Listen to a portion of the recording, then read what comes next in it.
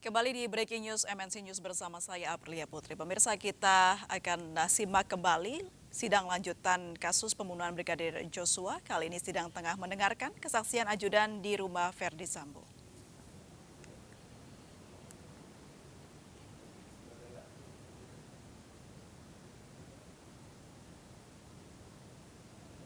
Ya, pemirsa, kali ini lagi-lagi sidang dilakukan tanpa audio. Tentunya ini digunakan untuk melindungi segala pernyataan yang dikemukakan oleh para saksi, di mana masing-masing saksi tidak boleh mendengarkan pernyataan dari saksi lainnya agar tidak mengaburkan fakta yang ada.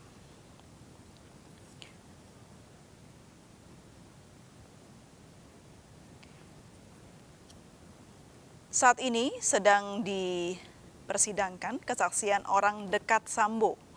Ada Azan Romer, yakni ajudan Sambo, yang saat ini sedang dipersidangkan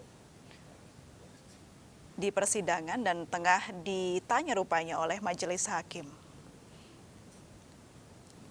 Selain Azan Romer, rencananya juga ada Daden Miftahul Haq yang juga ajudan. Lalu rencananya juga ada Prayogi Iktara Wikaton, supir dari Sambo, serta Farhan Sabila yang berprofesi sebagai pengawal motor.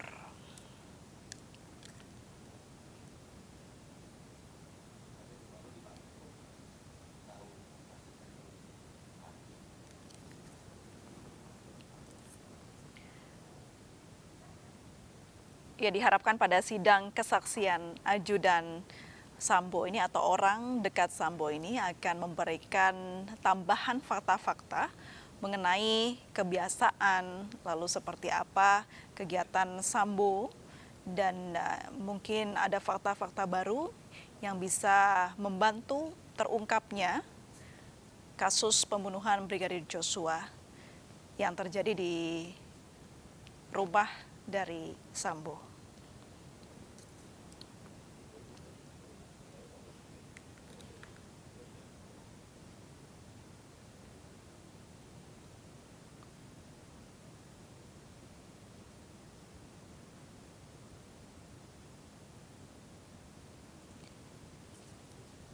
Ya, pemirsa, sidang hari ini lagi-lagi dilakukan tanpa audio.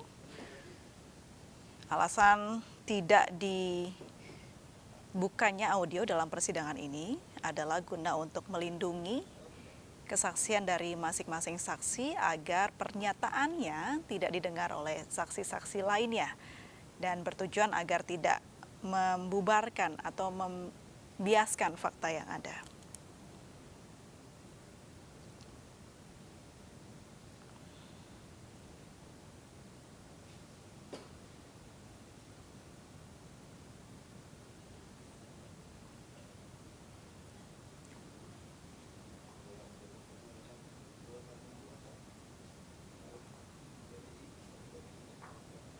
Kami informasikan kembali saat ini yang sedang dipersidangkan adalah saksi bernama Azan Romer yang merupakan ajudan dari Sambo.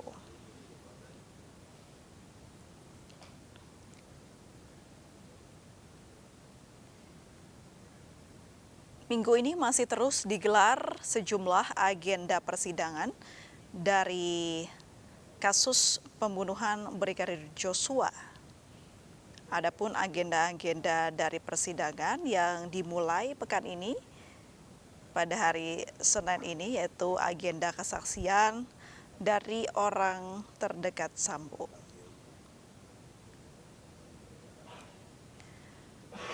Besok Selasa 1 November juga rencananya akan ada sidang untuk Verdi Sambo dan Putri Chandrawati yang melanjutkan agenda pemeriksaan saksi, serta sidang perkara obstruction of justice terdakwa Arif Rahman Arifin dengan agenda pendapat dari penuntut umum. Dan dilanjutkan pada hari Rabu 2 November 2022 untuk sidang pemeriksaan saksi untuk terdakwa Kuat Ma'ruf dan Riki Rizal Wibowo, serta hari Kamis 3 November 2022 melanjutkan sidang untuk perkara obstruction of justice dengan 4 terdakwa yakni Irfan Widianto, Baikuni Wibowo, Hendra Kurniawan, dan Agus Nurpatria.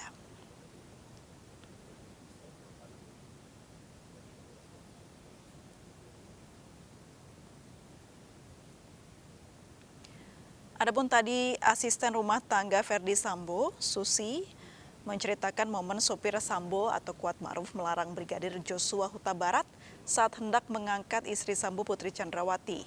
Hakim mengaku heran Kuat berani melarang ajudan yang merupakan polisi. Namun Susi awalnya menceritakan peristiwa yang terjadi di rumah Sambo di Magelang, Jawa Tengah pada 4 Juli 2022 lalu. Saat itu menurut Susi ada peristiwa Yosua hendak mengangkat tubuh Putri Chandrawati tapi dilarang oleh Kuat Ma'ruf. Hakim kembali bertanya keterangan mana yang benar. Susi kembali menyatakan keterangannya di persidanganlah yang benar. Hakim lalu kembali mengulangi pertanyaan siapa yang melarang Joshua mengangkat Putri. Susi pun kembali menyatakan Kuat Ma'ruflah yang melarang. Hakim pun mempertanyakan mengapa Kuat begitu berani memberi perintah ke ajudannya atau istri Sambo, dan Hakim mengatakan akan mengecek ulang pernyataan Susi dengan saksi lainnya.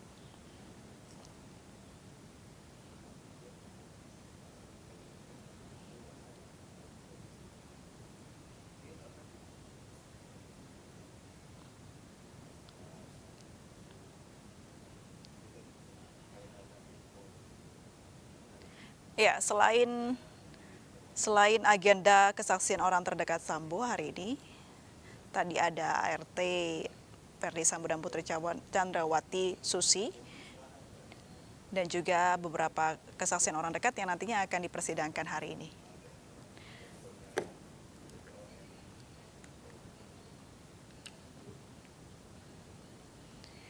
Pemirsa, kita akan pantau langsung jalannya persidangan sidang lanjutan pembunuhan Joshua di Pengadilan Negeri Jakarta Selatan. Sudah bergabung bersama kami Salam Rahmat.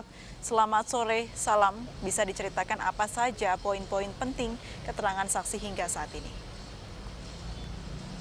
Ya, baik, selamat sore April dan juga pemirsa. Hingga saat ini pemeriksaan terhadap 4 orang saksi yang terdiri dari Azan Romer, lalu juga ada Daden Miftahul Haq, Prayogi Iktara Wikaton dan juga Farhan Sabilah ini masih berlangsung hingga saat ini, yang mana gelaran sidang ini baru saja dimulai pada pukul 15 waktu Indonesia bagian Barat untuk terdakwa Barada Richard Eliezer dalam kasus pembunuhan berencana terhadap Nofriansyah Yosua Huta Barat atau Brigadir J. Dan di mana ini merupakan saksi kedua yang diperiksa dari total 11 orang saksi yang dihadirkan dari pihak asisten rumah tangga, lalu juga ada ajudan dan juga petugas keamanan di rumah Verdi Sambo sendiri. Dan saat ini masih berlangsung dari persidangan untuk kesaksian dari Azan Romer untuk dimintai kesaksiannya di hadapan majelis hakim. Dan untuk mekanisme jalannya persidangan pada hari ini dapat kami jelaskan bahwa persidangan hari ini akan dibagi menjadi ke dalam 4 klaster yang terdiri dari rumah Saguling, rumah Bangka, dan juga rumah dari Duren 3 dan juga ajudan dan juga supir dari Verdi Sambo sendiri. Dan keterangan saksi ini akan menjadi fakta penting dalam persidangan yang akan digelar pada beberapa hari mendatang. Di mana tadi juga dalam kesaksian sebelumnya persidangan yang digelar pada saksi Susi, ini kalau kita cermati bersama, April dan juga pemirsa, dapat kami sampaikan bahwa ada satu poin penting menarik yang disampaikan oleh Susi dalam kesaksiannya, yang menyatakan bahwasannya Verdi Sambo dan juga Putri Chandrawati ini sering berada di rumah Saguling. Namun hal itu juga langsung dibantah oleh dari Barada Richard Eliezer yang menyatakan bahwa faktanya Verdi Sambo ini jarang berada di rumah Saguling dan hanya berada di rumah Saguling jika malam minggu ini sudah tiba atau pada Sabtu malam tiba di rumah Saguling. Namun hari-hari yang lain ini dijelaskan oleh Barada Richard Eliezer bahwasanya Verdi Sambo jarang berada di rumah Saguling.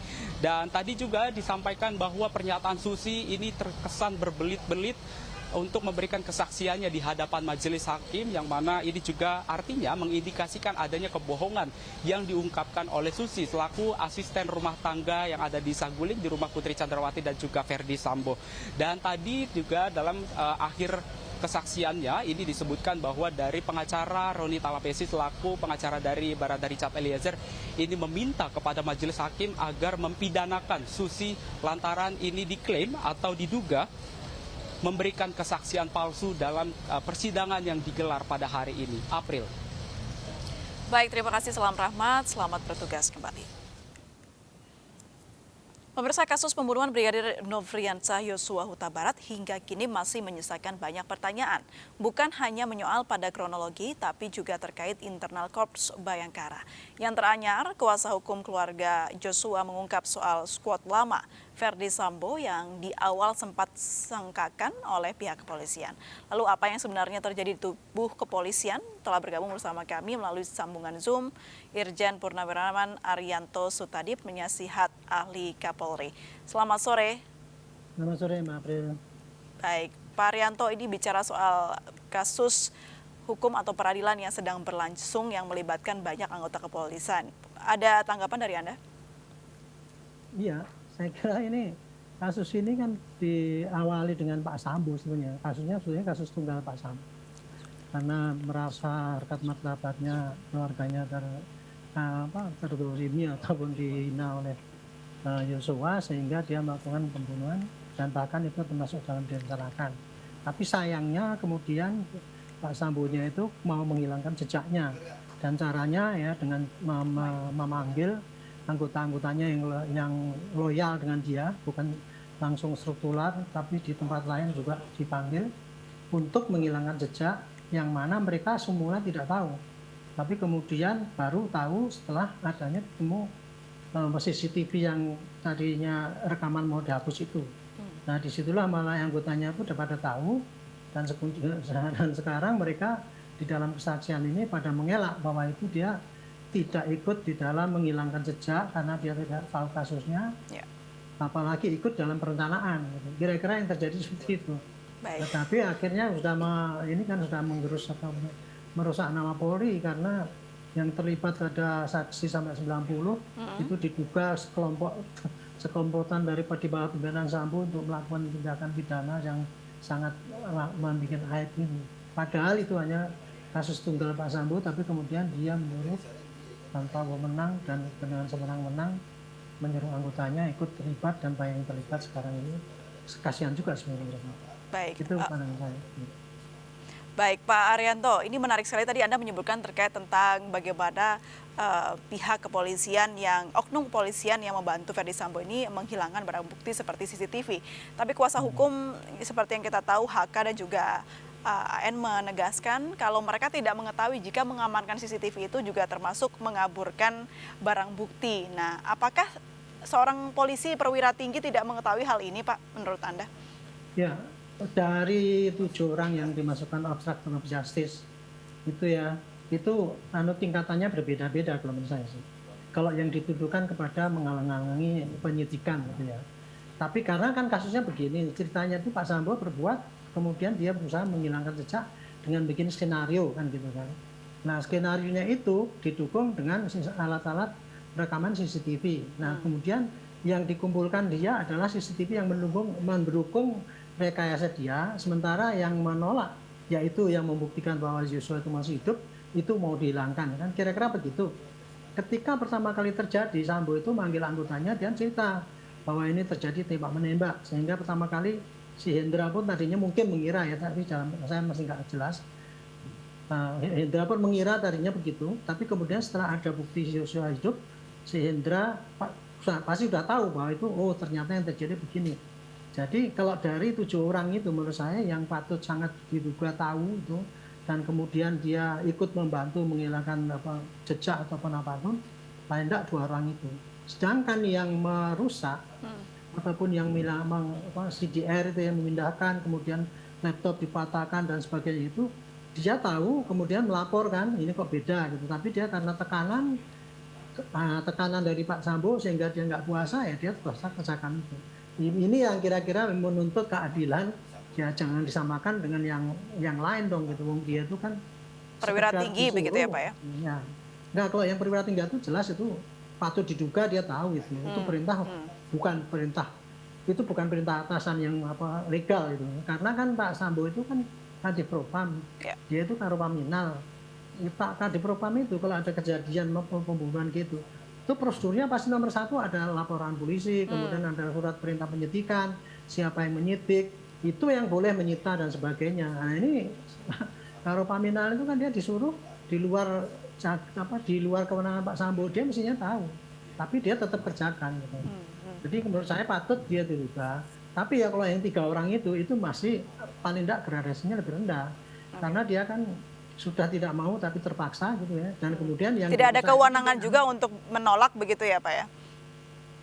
kalau bawahan kan nggak punya kewenangan, tapi sebetulnya sih ada dasar untuk menolak itu ada, tetapi tidak kuasa untuk menolak pada saat itu kan. Kondisinya kayak gitu gitu.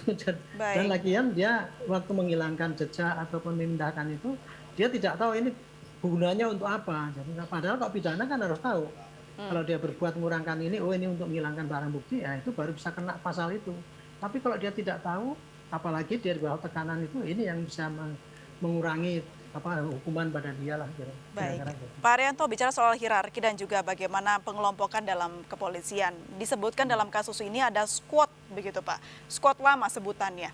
Nah apakah memang ini hal yang biasa dalam ranah kepolisian? Kemarin saya debatable ya mengenai squad itu. Itu kan tadinya kan kalau squad yang diomongkan di dalam rekamannya HP-nya si Yosua itu ternyata squad, si kuat katanya gitu kan, orang loh ini ya.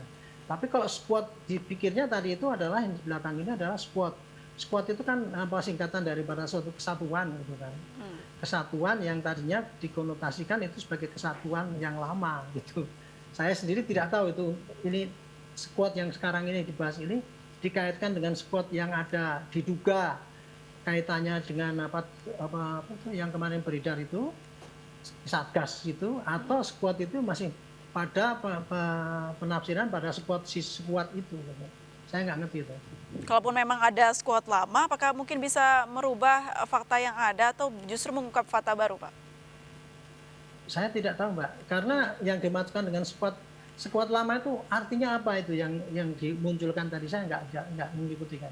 Tapi memang lumrah ya di tubuh Polri ini ada geng gitu Pak, di tubuh Polri ada squad-squadan sendiri. Kalau kemarin di dalam kasus Sambo ini, itu disebut oleh geng oleh orang luar ya, IPW dan sebagainya, sebagai pengamat ya, dia ngomongnya ya pakai geng gitu aja. Tapi yang terjadi adalah begini loh, kemarin tuh Pak Sambo kan dia mendapatkan kekuasaan yang sangat besar ya. Dia sebagai Kadif Propam, yang polisinya polisi, sehingga semua kasus-kasus dia yang nangani, dan kemudian dia merangkap sebagai kepala Satgasus, di mana Satgasus itulah Satgas yang dibentuk oleh zaman Pak Tito dulu, di mana Satgas itu adalah Satgas yang dibentuk untuk menangani kasus-kasus nasional, ya khususnya kasus-kasus yang besar yang mestinya bisa ditangani oleh Kapolda, tapi itu diambil alih. Contohnya kasus narkoba, kasus judi, kasus illegal logging, illegal BBM itu, kemudian pencucian uang dan sebagainya yang kasusnya besar-besar ditekel oleh kasus itu, sehingga Kapolda pun merasa kalah lah di bawah kewenangan ini gitu. Dan kemudian ada anggota yang masuk dalam Satgas itu loyalitasnya kepada pribadi Pak Sambo itu, dia tidak loyal lagi kepada pimpinan yang formal. Dan kemudian yang dikerjakan itu juga semua tugas yang disampaikan oleh Satgas ini, padahal Satgas ini kan diketahui tidak murni amat belakang-belakangan ini, buktinya dengan judi kan dia kan ada indikasi malah terlibat dan sebagainya. Kira-kira itu yang disebut sebagai geng di dalam polisi itu. Pak Arianto, sebenarnya apa sih faktor-faktor atau alasan dari polisi-polisi ini mengarah ke satu tokoh, satu sosok begitu yang menurut mereka kuat dan patuh atau loyal? Karena Pak Sambo ini kan karena mempunyai kekuatan yang besar sehingga dia bisa menjanjikan jabatan untuk ini kamu nanti ke sini, kamu ke sini gitu, dia bisa mengaruhi sistem yang ada. Padahal kalau menurut penempatan yang benar itu kan berdasarkan asesmen ya dari SDM, dilihat ini benar nggak jenjang karirnya, kemudian dipertimbangkan dalam Dewan Kebijakan untuk menempatkan pejabat itu. Tetapi ini Pak Sambo itu kemarin dengan kekuasaannya yang besar gitu, dia bisa menembus batas gitu, menerabas sehingga dia bisa taruhlah titip anggotanya untuk jadikan Kapolres di sana, ini sini, sehingga banyak yang junior juga menitip pada dia untuk karirnya Itu kira-kira yang terjadi. Jadi ini budaya negatif yang berkembang karena akibat daripada sistem yang ada tidak mampu untuk menganulir lah, untuk mengkoreksi perilaku-perilaku yang negatif seperti itu. Itulah yang Baik. sekarang kemudian dijadikan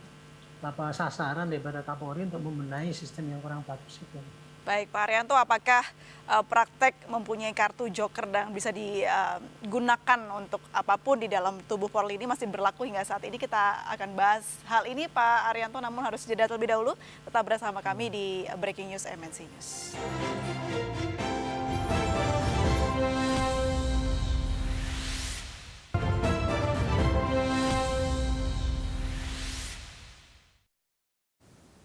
Pemirsa, kembali di Breaking News MNC News, masih dalam sidang lanjutan kasus pembunuhan Yosua Huta Barat, yang saat ini agenda persidangan adalah pemeriksaan saksi orang dekat Sambo. Tampak di layar pemirsa ada 4 saksi yang dihadirkan dalam persidangan. Ada Azan Romer yang merupakan ajudan, Daden Miftahul Haq yang juga ajudan, Prayogi Iktara Wikaton, supir dari Sambo, dan yang terakhir Farhan Sabilah, pengawal motor Sambo. Keempat saksi ini sedang diperiksa atau ditanyai oleh majelis hakim terkait kasus pembunuhan Brigadir Joshua yang melibatkan majikannya yaitu Ferdi Sambo. Sebelum 4 saksi ini, sebelumnya juga ada ART dari Ferdi Sambo dan Putri Chandrawati, Eni Susi, yang sudah dipersidangkan sebelumnya. Yang menarik dalam persidangan Susi tadi, hakim meragukan kesaksian ART Sambo tersebut mengenai Kuat Ma'ruf yang menyentuh tubuh Putri. Ada beberapa poin yang menurut hakim jawaban dari ART Susi ini bertolak belakang.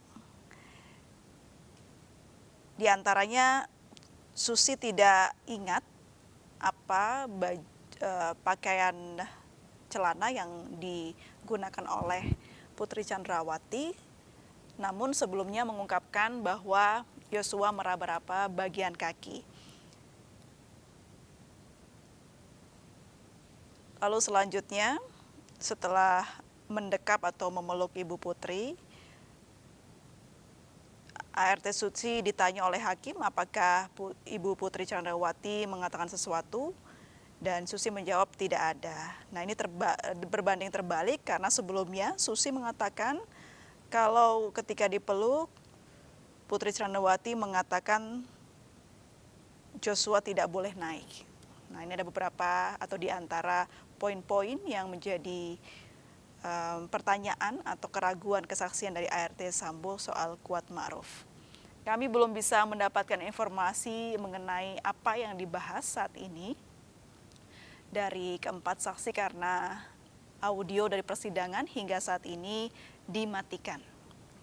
Tujuan dari ditutupnya audio ini agar melindungi pernyataan dari saksi yang sedang memberikan kesaksian dan agar tidak terdengar atau tidak didengarkan oleh saksi berikutnya.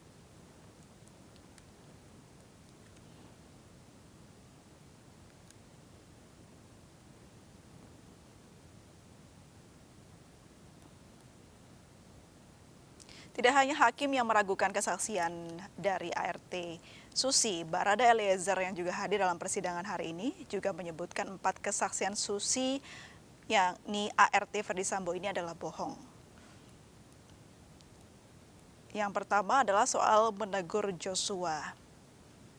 Eliezer mengatakan, benar, saya itu memang Eliezer melihat, tapi di situ saudara saksi maksudnya ART menjelaskan bahwa tidak mengatakan jangan gitulah, tidak ada percakapan intinya yang dilakukan oleh Susi. Dan yang kedua adalah soal Sambo sering di rumah Saguling. Menurut Eliezer, ini membantah kesaksian Susi yang menyebut Ferdi Sambo sering berada di rumah Saguling Duren 3. Eliezer justru menyebut Ferdi Sambo sering berada di rumah Bangka, bukan di Duren 3. Yang ketiga soal kamar Yosua di Saguling. Eliezer menyebut Joshua juga memiliki kamar di Saguling. Kamar itu, kata Eliezer, berisi barang-barang milik Joshua. Dan yang keempat adalah soal senjata laras panjang. Terakhir, Eliezer mengaku heran atas kesaksian Susi yang menyebut tidak tahu menau perihal senjata laras panjang. Sebab menurut Eliezer, Susi pasti mengetahui soal senjata laras panjang yang ukurannya cukup besar tersebut.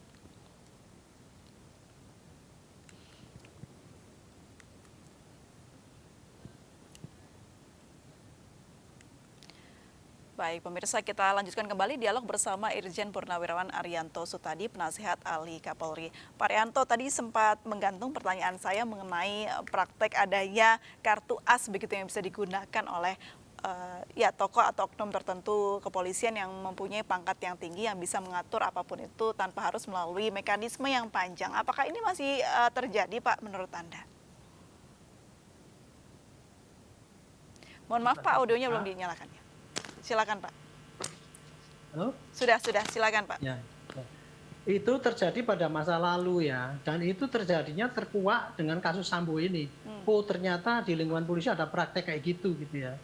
Itu mungkin diketahui mungkin kemarin ya, tapi tidak sempat tertindak yang praktek seperti itu. Nah, sekarang terkuak bahwa memang kayak gitu, dan itu oleh Pak Presiden beritakan tolong itu betul-betulkan. Nah, Pak Kapolri kemudian kan sekarang bisa merubah.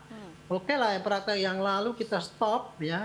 Satgas kita bubarkan, kemudian semua penanganan kasus apa judi, apa narkoba semua dikembalikan kepada wilayah dan siapapun yang backing akan ditindak. Dan sudah ada contoh kan itu dilakukan. Jadi itu kejadian kayak gitu tuh praktek negatif yang pada masa lalu masih ada di sebagian ya, walaupun tidak semuanya. Nah, dengan adanya ini maka momen terbagus untuk memperbaiki, jangan sampai yang brengsek-brengsek itu, yang negatif itu masih terus berpraktek gitu ya. Nah, disinilah butuh kesadaran dari polisi karena polisi itu sebagian ada yang baik, ada yang buruk ya. Gitu. Oke. Nah, yang buruk itu supaya ingat bahwa sekarang itu ini tidak bisa diteruskan lagi. Kalau diteruskan pasti akan kena risikonya gitu. Disinilah polisi memang ini menjadi momen terbaik untuk bersih-bersih supaya dipercaya pada masyarakat. Maka ke depan kayaknya kalau memang masih bandel ya pasti ditindak. Dan kemudian yang lalu itu tidak akan diteruskan. Gitu. Ini saya juga senang ya dengan ada kasus ini, maka polisi bisa terbangun dari tidurnya untuk memperbaiki yang kurang-kurang baik pada masa lalu. Untuk ke depan ini supaya haruslah kita lurus, betul-betul bertekad menjadi polisi yang betul-betul tidak curang gitu ya, tidak koruptif, tidak hedonis, tidak ada setoran dan sebagainya, sehingga ke depan polisi dipercaya. Kira-kira itu yang terjadi. Pak Arianto, sebelum terkuaknya kasus ini, apakah ada SOP atau aturan tertentu begitu yang menghukum atau menindak adanya praktek-praktek yang disebutkan oleh Pak Arianto tadi? Sebetulnya teorinya ada. Jadi teorinya itu ya di lingkungan polisi kan ada 3 aturan itu, aturan disiplin untuk mengatur supaya polisi betul tugasnya baik sehingga produktivitasnya tinggi. Etika itu mengenai perilaku, dan kemudian kalau melanggar pidana. Nah, praktek-praktek negatif yang seperti dipraktikkan oleh Sambo itu sebetulnya ada alurnya kalau sistem pengawasannya berjalan. Tapi yang kemarin itu kan kurang efektif jalannya itu ya. Seperti penyalahgunaan wewenang itu misalnya gitu. Kan mestinya kan kalau rekrutmen jabatan itu kan dilihat latar belakangnya, datanya dan sebagainya itu. Tapi kenyataannya itu bisa terjadi dan kemudian tanpa ada tindakan, terlewat daripada tindakan karena sistem pengawasannya masih lemah. Gitu. Aturan yang lama ada punishment-nya tidak, Pak? Ada itu seperti yang sekarang dikenakan yang kemarin itu, yang kode etik, yang terlibat dari kasus Sambo kan kena kode etik tuh PTD. Itu pakai aturan yang lama. Jadi aturan itu ada ya, aturan untuk menghukum sampai tingkat tinggi kalau di kode etik itu adalah PTDH ya. Jadi tapi tidak terdeteksi aja ya Pak Arianto ya? Tidak, iya, terdeteksi tapi tidak dikerjakan gitu loh. Jadi ya akhirnya apa ya itu sampai ke tingkat yang tertinggi pun bisa berbuat kayak gitu gitu. Sebetulnya kalau terdeteksi dan kemudian ditindak itu ya nggak akan terjadi sangat parah seperti ini gitu. Nah ini untuk peringatan pada polisi ya supaya serius lah kalau memperbaiki kesalahan-kesalahan kode etik itu mestinya serius, apalagi menghilangkan budaya negatif itu ya. Seperti Pak Kapolri kan sampaikan tuh budaya hedonis, kemudian budaya restoran, budaya koruptif itu kan seperti tekan oleh Presiden sudah hapus. Nah ini mudah-mudahan ini benar-benar nih bukan hanya lip service saja tuh kan, yang lain-lain juga bukan hanya lihat-lihat ini paling anget-anget tai ayam gitu kan. Nah itu mudah-mudahan ini serius, perbaiki polisi ke depan. Saya yakin ini peristiwa ini mengandung hikmah ya. Jadi polisi bisa kembali kepada marwahnya ya. Pak Arianto, ini kan tapi citra polisi sudah sangat rusak kalau boleh dibilang ya terhadap kasus ini begitu. Apakah yang tadi Anda sebutkan ada polisi baik dan buruk? Nah, ini prosentasenya lebih baik polisi baik atau polisi buruk, Pak Arianto? Ini polisi itu kalau melihat persentase susah ya, karena begini, polisi ada 460.000. Setiap hari itu polisi bekerja, yang berbuat baik udah ribuan gitu.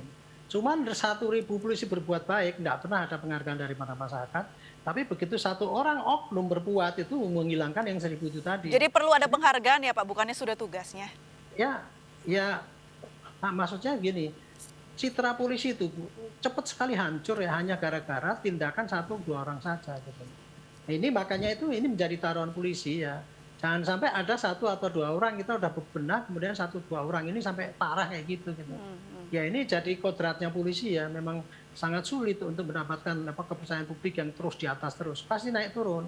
Karena setiap hari itu pasti ada polisi yang baik yang berbuat ribuan, tapi ada juga polisi yang masih nggak bagus-bagus itu 1 orang diem-diem berbuat, sehingga nanti kalau yang ketahuan publik itu bisa menghancurkan nama polisi. Gitu. Itu makanya perlu konsistensi itu, dan ada juga perlu pengawasan internal sendiri antara polisi, mengingatkan kalau yang buruk itu diperbaiki, termasuk masyarakat kritiknya cepat terus tetap tajam itu, sehingga polisi kalau ada begini keadukan aja supaya nanti ditindak oleh pimpinan. Sama-sama mengawasi begitu ya Pak Arianto? Iya, pengawasan dari dalam dan dari luar. Butuh waktu lama tidak sih Pak Arianto untuk bisa memulihkan kembali citra nama polisi ini?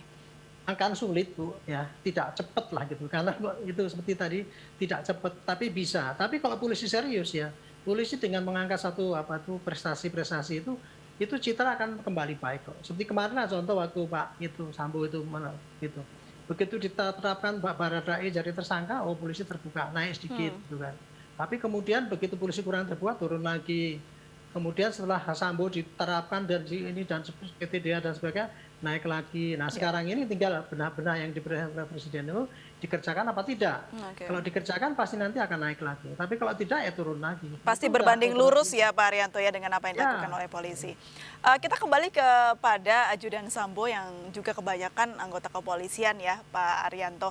Nah nasib dari ajudan-ajudan ini menurut Anda ke depan seperti apa? Apakah bisa berkarya kembali kepada institusi Polri atau justru nanti akan terseret jauh dari kasus ini? Ya, kemarin kan yang dari 30, pertama kali 31 ya yang di rumah khusus kan, itu tempat khusus. Kemudian ada 90 orang diperiksa, kan itu dipilah-pilah itu.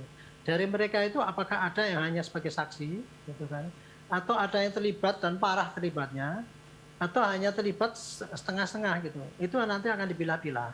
Kalau yang parah sekali akibatnya dan dia patut diduga memang melibatkan diri dalam pidana, pasti dia akan kena pidana yang ancamannya 5 tahun lebih, dan kemudian dia akan di PTDH, dan yang sudah di PTDH itu kalau memang dia terlibat pidana yang ancamannya lebih, saya kira ya dia udah selesai sama karirnya. Tetapi Pak, bagi orang-orang yang tadinya hanya terpaksa melakukan, yang sekarang ini masih debatable kan itu kan, dalam persidangan itu nanti belum tentu itu semuanya sama hukumannya gitu.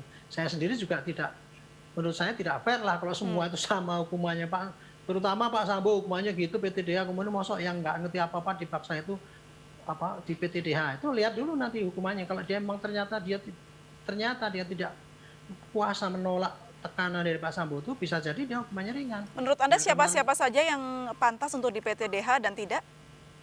Kalau ini ukuran saya ya, jadi lihat kesalahan itu seperti Pak Hendra, Pak Sambo, kemudian satu lagi level itu AKBP atau apa ya, Arif atau siapa yang Agus ya? Agus Nah itu agak berat tuh hukumannya. Kalau Pak Sambo jelas berat sekali. Hendra nomor 2, nomor 3-nya Agus. Kalau yang 3 itu menurut saya jauh di bawah. Gitu. Karena dia dalam keadaan tekanan. Itu untuk klaster obstruction of justice ya. Tapi kalau untuk ajudan-ajudan yang terlibat seperti yang saat ini menjadi saksi ya Pak Arianto? Kalau yang jadi saksi ini saya kira ya dia sih paling nanti cuma kena disiplin aja itu menurut saya ya, kalau memang dia tidak terlibat dalam kegiatan ini, tidak membantu atau apa gitu. Kan dia hanya menyaksikan, melihat. Sangat nggak fair dong kalau orang yang kejadian itu kita tahu kita nggak bisa menahan, kemudian kita diikut kena pidana, kan nggak benar gitu. Jadi intinya siapa yang salah nanti dilihat gradasinya. Kalau yang ringan mungkin hanya kena disiplin, kalau agak berat sedikit kena kode etik, tetapi kalau kode etiknya berat ya mungkin di PPDH. Kalau yang pidana pasti nanti dihukum sesuai dengan porsinya berdasarkan pengadilan yang sekarang terbuka ini. Anggota Polri yang sudah terrekord mempunyai track record di sanksi disiplin dan lain-lain ini Pak, apakah nantinya dalam institusi mempunyai nilai yang berbeda dengan yang lainnya? Oh ya, kan ada itu track record daripada pembinaan karir kan ada. Dan setiap orang yang dihukum itu akan dicatat ya oleh di SDM itu. Kan Komisi Kode Etik itu begitu menjatuhkan, dia akan dikirim putusan pengadilan itu, masukkanlah ke dalam SDM, catatan perorangan itu namanya, kalau dulu bahasa Belandanya CB lah, itu catatan pribadi. Jadi dia catat gitu, dia pernah begini, pernah begini, pernah. Demikian juga kalau ada penghargaan dicatat di situ. Nah, penghargaan itu nilainya akan mempercepat karier, kalau yang teguran dan sebagainya itu akan menghambat karier. Jadi dia dibandingkan dengan teman-temannya pasti akan berbeda gitu. Teorinya pakai gitu loh, kalau benar gitu ya.